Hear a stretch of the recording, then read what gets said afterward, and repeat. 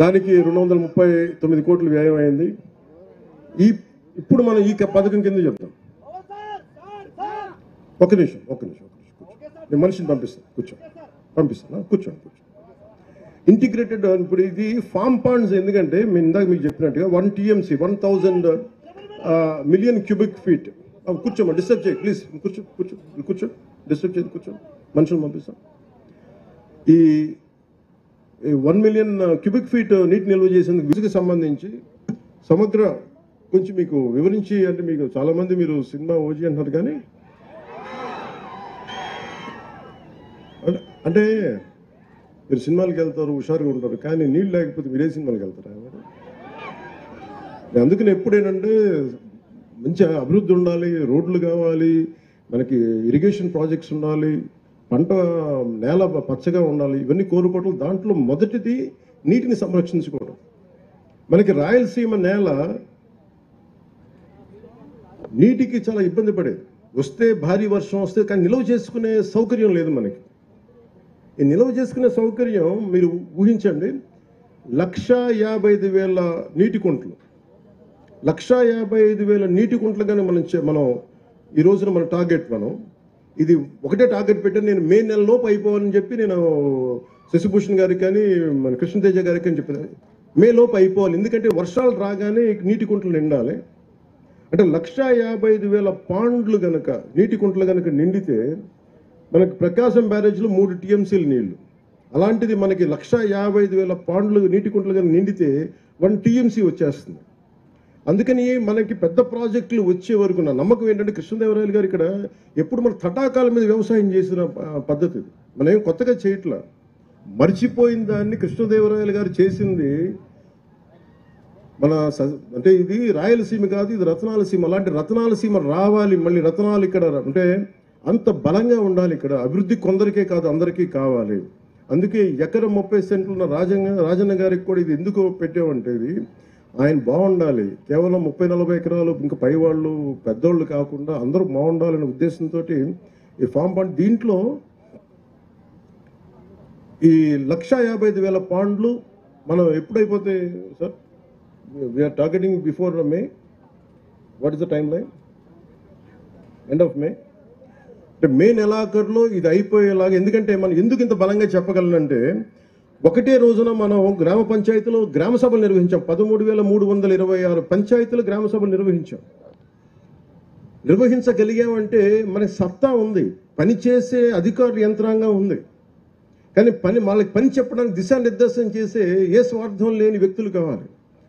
ఇది రాష్ట్రం బాగుండాలని గౌరవ ముఖ్యమంత్రి చంద్రబాబు నాయుడు గారు ఎలా కోరుకుంటారో, నేను కూడా వారి అనుభవాన్ని మనం ప్రేరణగా తీసుకొని నేను కూడా దాన్ని నేను తీసుకున్న ఈ శాఖల్ని చాలా బలంగా చేయాలనే ఒకటే రోజున 13,326 గ్రామ పంచాయతీలు గ్రామ సభలు నిర్వహించి అభివృద్ధి కోసం చేపట్టాల్సిన పనుల జాబితాను రూపొందించడం ద్వారా మనం ఈ ప్రపంచాన్ని మన ఒక గొప్ప బలమైన సందేశం ఇచ్చింది. ప్రపంచ రికార్డు కావచ్చు, ఇంకోటి ఏదైనా కావచ్చు. అలాగే గ్రామాల్లో స్వాతంత్రం మరియు గణతంత్ర దినోత్సవాల సందర్భంగా, ఏదో ఇండిపెండెన్స్ డే కావచ్చు, రిపబ్లిక్ డే కావచ్చు, జెండా ఆవిష్కరణ కోసం మనం భారత్ మాత జిందాబాద్ అంటాం, కానీ 100 రూపాయలు చేతులు పెడితే దేములకు వస్తే ఒక సర్పంచ్కి, అలా మేజర్ గ్రామ పంచాయతీలు 100-250 మీరు ఊహించండి.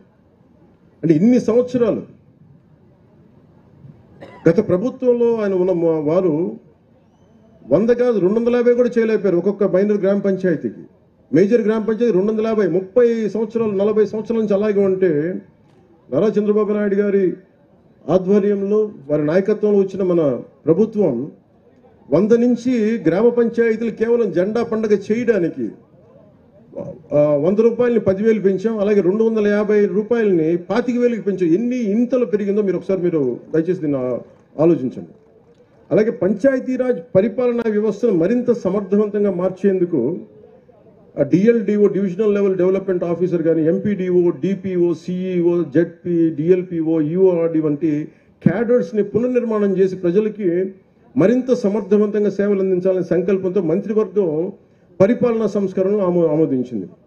ఎందుకంటే మాకు పనులు జరగట్లేదు, లేదా టూ మెనీ వర్టికల్స్ అయిపోయినాయి, మాకు ఏ ఆఫీస్కి వెళ్ళాలో తిరిగి అన్నీ కలిపి ఒక దాని కింద, ఒక బిల్డింగ్ కింద రావాల్సింది, ఒక వ్యవస్థ కింద రావాల్సిందని చెప్పి మేము దాన్ని కూడా ముందుకు తీసుకెళ్తా ఉన్నాం.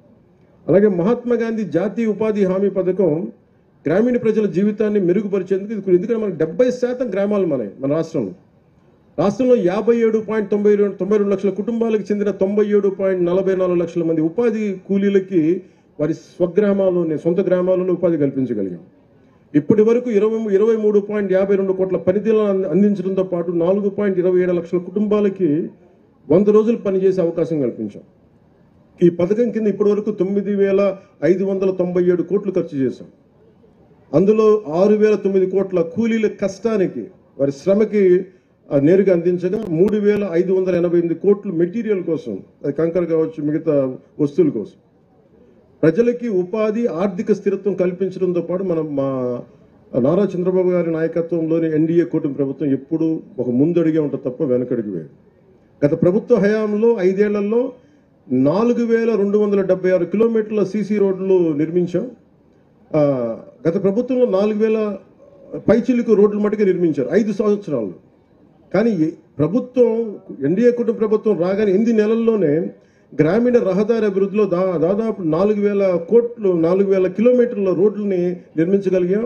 ఆల్మోస్ట్ పూర్తవబోతున్నాయి. 1,600 కోట్ల వ్యయంతో నిర్మించి మనకి ఈరోజు రోడ్లు పడ్డాయి. మన కర్నూలు జిల్లా నెంబర్ 1లో ఉంది సీసీ రోడ్లు అంటే. దానికి కారణం మన నాయకత్వ పట్టిమ, అలాగే అధికారుల తాలూకు కెపాసిటీ.